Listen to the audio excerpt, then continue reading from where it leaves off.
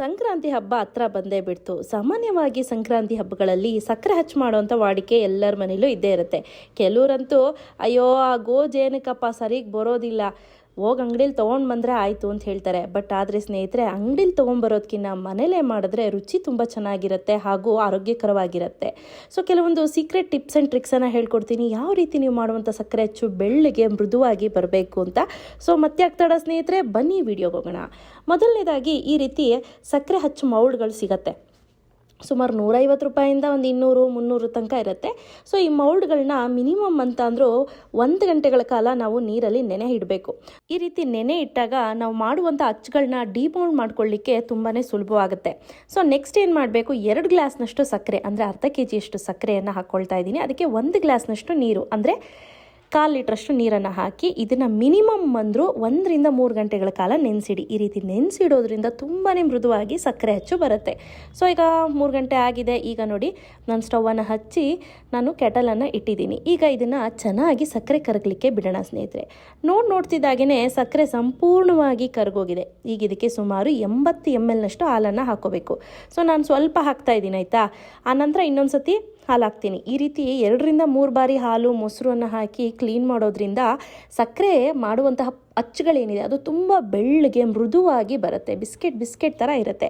So ಈಗ ನೋಡ್ತಾ ಇರ್ಬೋದು, ಮೇಲ್ಗಡೆ ಎಲ್ಲ ಈ ಧೂಳು ತೇಲ್ತಾ ಇದೆ. ಸೊ ಹಾಲು ಒಡೊಡ್ಕ್ಲ ಥರ ಆಗಿದೆ. ಈಗ ಇದನ್ನೆಲ್ಲ ನೀಟಾಗಿ ಸ್ಟವನ್ನು ಆಫ್ ಮಾಡಿ ಕೆಳಗಿಳಿಸಿ ಶೋಧಿಸ್ಕೊಂಡ್ಬಿಡ್ತೀನಿ. ಇವಾಗ ನೀವು ಸಾಮಾನ್ಯವಾಗಿ ಗಮನಿಸಿ, ಎಷ್ಟು ಗಲೀಜು ಬಂದಿರುತ್ತೆ ಅಂದರೆ ಹಾಲು ಒಡೆದೋಗಿ ಅದ್ರ ಜೊತೆನೇ ಈ ಕಸನೆಲ್ಲ ಎಳ್ಕೊಂಡು ಬಂದುಬಿಡುತ್ತೆ. ಅವಾಗ ಏನಾಗುತ್ತೆ, ಆ ಅಚ್ಚುಗಳು ಬೆಳ್ಳಗೆ ಬರುತ್ತೆ. ಗೊತ್ತಾಯ್ತಲ್ಲ ಟಿಪ್ಸು? ನೋಡಿ, ಇದೆಲ್ಲ ಕಸ, ಇದನ್ನು ತೆಗೆದಾಕ್ಬಿಡೋಣ. ಮತ್ತೆ ನಾವು ಇದನ್ನು ಮತ್ತೆ ಕಾಯ್ಲಿಕ್ಕೆ ಇಡ್ತೀವಿ. ಇದೇ ಪ್ರೊಸೀಜರನ್ನು ನಾವು ಫಾಲೋ ಮಾಡಬೇಕು. ಈ ಬಾರಿ ನಾನು ಮೊಸರನ್ನು ಹಾಕಿದ್ದೀನಿ. ಮೊಸರು ಹಾಕಿ ಒಂದು 2-3 ನಿಮಿಷ ಆದಮೇಲೆ ಒಡೆದೋಗುತ್ತೆ.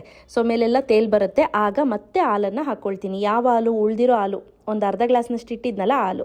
ಸೊ ಈಗ ಇದನ್ನೆಲ್ಲ ಚೆನ್ನಾಗಿ ಕುದಿಸ್ಕೊಳ್ಳಿ. 3-4 ನಿಮಿಷ ಕುದಿಸ್ತಾ ಇದ್ದಂಗೆ ಮೇಲ್ಗಡೆ ಒಡೊಡ್ಕ್ಲ ಥರ ಎದ್ಬಿಡುತ್ತೆ. ಸೊ ಈಗ ನೋಡಿ, ನಿಮಗೆ ಕಾಣಿಸ್ತಿದೆಯಾ ಮೇಲ್ಗಡೆ ಎಷ್ಟು ಒಡೊಡ್ಕ್ಲು ಇದೆ ಅಂತ. ಸೊ ಈಗ ಏನು ಮಾಡ್ತೀನಿ, ಇನ್ನೊಂದು ಪಾತ್ರೆಯನ್ನು ಇಟ್ಟು ಜಾಲರಿಯನ್ನು ಇಟ್ಟು ಮತ್ತೆ ಒಂದು ಕಾಟನ್ ಬಟ್ಟೆಯನ್ನು ಇಟ್ಟು ಈ ರೀತಿ ಶೋಧಿಸ್ಕೊಳ್ತೀನಿ. ನೆನಪಲ್ಲಿರಲಿ, ಕಾಟನ್ ಬಟ್ಟೆಯಲ್ಲೇ ಶೋಧಿಸ್ಕೋಬೇಕು. ಇಲ್ಲ ಅಂತ ಅಂದರೆ ಒಡೊಡ್ಕ್ಲು ಹಾಗೆ ಬಂದ್ಬಿಡುತ್ತೆ ಪಾಕದಲ್ಲಿ. ಆವಾಗ ಆ ಹಚ್ಚುಗಳು ತುಂಬ ಚೆನ್ನಾಗಿ ಬರೋದಿಲ್ಲ ಸ್ನೇಹಿತರೆ. ಈಗ ನೋಡಿ, ಈ ರೀತಿ ಶೋಧಿಸಿ ಟೈಟಾಗಿ ಇಂಟ್ಕೊಳ್ತೀನಿ. ಸೊ ಅದರಲ್ಲೂ ಜಾಲರಿಯನ್ನು ಇಟ್ಟಿರೋದ್ರಿಂದ ನಮ್ಗೆ ಇಂಡ್ಲಿಕ್ಕೆ ಸಹಾಯ ಆಗುತ್ತೆ.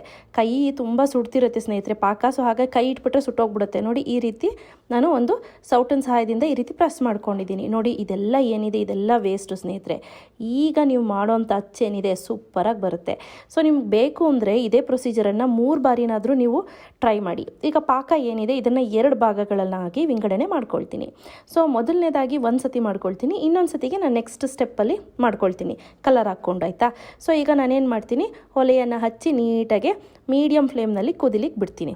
ನೋಡಿ, ಈಗ ಚೆನ್ನಾಗಿ ಕೊತ ಅಂತ ಕುದೀತಿದೆ. ನೋಡ್ಲಿಕ್ಕೆ ಬೆಳ್ಳಗಾಗ್ತಿದೆ. ಈಗ ಸ್ಟವ್ವಿಂದ ಸ್ವಲ್ಪ ಸೈಡ್ಗೆ ಎತ್ತಿಕ್ಬಿಟ್ಟು ಹಿಂಗೆ ತಿರುಗಿಸ್ಕೋಬೇಕು. ಆವಾಗ ನೊರೆ ಎಲ್ಲ ಉಡ್ದೋಗುತ್ತೆ. ಮತ್ತೆ ಸ್ಟವ್ ಮೇಲೆ ಇಡ್ತೀನಿ. ಅಷ್ಟರಲ್ಲಿ ಬನ್ನಿ ಮೌಲ್ಡ್ಗಳನ್ನು ರೆಡಿ ಮಾಡಿಬಿಡೋಣ. ಸೊ ನೋಡಿ, ನಾನು ಇನ್ನೇನು ಪಾಕ ರೆಡಿ ಆಗಿಬಿಡುತ್ತೆ ಅನ್ನೋ ಟೈಮ್ನಲ್ಲಿ ನಾನು ಮೌಲ್ಡ್ಗಳಿಗೆ ಈಗ ರಬ್ಬರ್ ಬ್ಯಾಂಡನ್ನು ಹಾಕಿ ಇಟ್ಕೊಳ್ತೀನಿ. ನೆನಪಲ್ಲಿರಲಿ ಸ್ನೇಹಿತರೆ, 2 ಸೈಡು 2 ರಬ್ಬರ್ ಬ್ಯಾಂಡನ್ನು ಹಾಕೋಬೇಕು. ನಿಮ್ಗೆ ಬೇಕಂದರೆ 3 ಸೈಡ್ ಕೂಡ ಹಾಕ್ಕೊಳ್ಳಿ. ನೋಡಿ, ಈ ರೀತಿ ಫಿಟ್ಟಾಗಿ ಕೂತ್ಕೊಂಡಾಗ ಒಂಚೂರು ಕೂಡ ಎಲ್ಲೂ ಗ್ಯಾಪ್ಸ್ ಇರಬಾರ್ದು. ಗ್ಯಾಪ್ಸ್ ಇತ್ತು ಅಂದರೆ ಅಲ್ಲಿಂದ ಕೆಳಗಡೆ ಪಾಕ ಹರ್ಕೊಂಡು ಹೋಗ್ಬಿಡುತ್ತೆ. ಸೊ ಗೊತ್ತಾಯ್ತಲ್ಲ, ಒಂಚೂರು ಕೂಡ ಗ್ಯಾಪ್ ಇಲ್ಲ. ಇದು ಪರ್ಫೆಕ್ಟ್ ಕನ್ಸಿಸ್ಟೆನ್ಸಿ. ಇದೇ ರೀತಿ ನಾವೆಲ್ಲ ಮೌಲ್ಡ್ಗಳನ್ನು ರೆಡಿ ಮಾಡಿ ಎತ್ತಿಟ್ಕೊಳ್ತೀವಿ. ನೋಡಿ, ಇದಕ್ಕೆ 4 ಭಾಗಗಳಲ್ಲಿ ನಾನು ರಬ್ಬರ್ ಬ್ಯಾಂಡ್ ಹಾಕಿದ್ದೀನಿ. 4 ಸೈಡು ರಬ್ಬರ್ ಬ್ಯಾಂಡ್ ಕಾಣಿಸ್ತಿದೆ. ನೋಡಿ, ಈ ರೀತಿ ಎಲ್ಲ ಮೌಲ್ಡ್ಗಳನ್ನು ರೆಡಿ ಮಾಡಿ ಇಟ್ಕೊಂಡಿದ್ದೀನಿ. ಬನ್ನಿ ಪಾಕ ಏನಾಯ್ತು ನೋಡೋಣ. ಎಸ್, ಕುದೀತಾ ಇದೆ. ಸ್ವಲ್ಪ ಸೈಡ್ಗೆ ಇಳಿಸ್ಕೊತೀನಿ. ನೋಡಿ, ನೊರೆ ಬೊಬಲ್ಸ್ ಎಲ್ಲ ಹೋದ್ಮೇಲೆ ಇನ್ನು ನೀರು ಥರ ಕಾಣಿಸ್ತಿದೆ. ನಿಮಗೆ ಗೊತ್ತಾಗ್ತಿದೆಯಾ ನಾನು ಹೇಳ್ತಾ ಇರೋದು? ನೋಡಿ, ಚೆನ್ನಾಗಿ ಕುದೀತಿರುತ್ತೆ.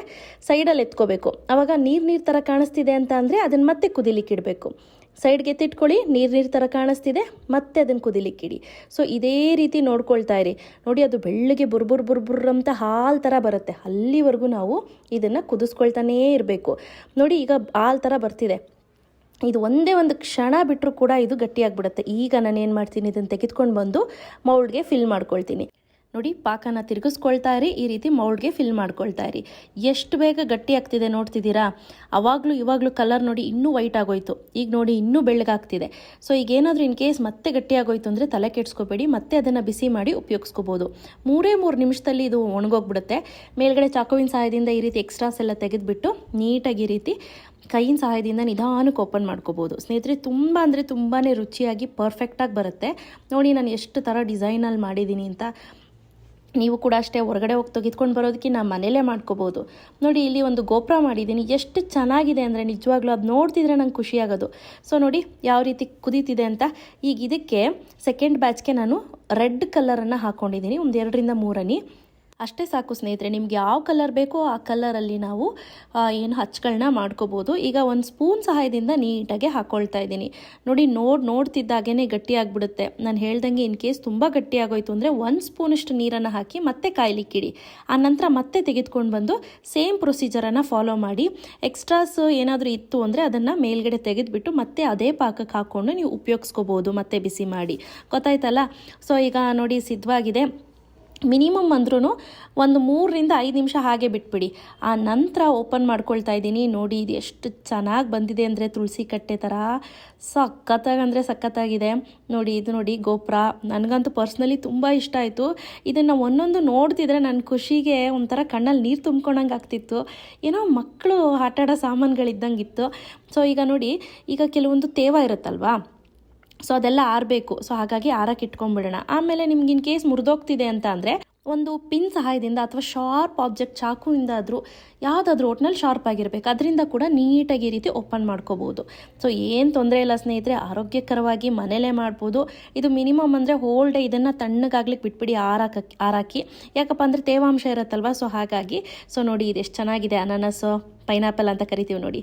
ಸೊ ಈ ಬಾರಿ ಮಕರ ಸಂಕ್ರಾಂತಿ ಹಬ್ಬಕ್ಕೆ ನೀವು ಕೂಡ ನಿಮ್ಮ ಮನೆಗಳಲ್ಲಿ ಸಕ್ಕರೆ ಅಚ್ಚನ್ನು ನೀವೇ ಮಾಡಿ ನಾವು ತಿಂದರೆ ಅದ್ರ ಮಜಾನೇ ಬೇರೆ. ಸೊ ಆರೋಗ್ಯಕ್ಕೆ ದೃಷ್ಟಿಯಲ್ಲೂ ಕೂಡ ತುಂಬ ಒಳ್ಳೆಯದು ಇದು. ಸ್ನೇಹಿತರೆ, ಇವತ್ತಿನ ವಿಡಿಯೋ ಇಷ್ಟ ಆಗಿದ್ರೆ ಲೈಕ್ ಮಾಡಿ, ಶೇರ್ ಮಾಡಿ, ಕಾಮೆಂಟ್ ಮಾಡೋದು ಮರಿಬೇಡಿ. ನೀವೇನಾದರೂ ನನ್ನ ಫೇಸ್ಬುಕ್ಕಲ್ಲಿ ಫಾಲೋ ಮಾಡ್ತಿದ್ರೆ ನನ್ನ ಪೇಜನ್ನು ಲೈಕ್ ಮಾಡೋದು ಮರಿಬೇಡಿ. So thanks for watching. Bye.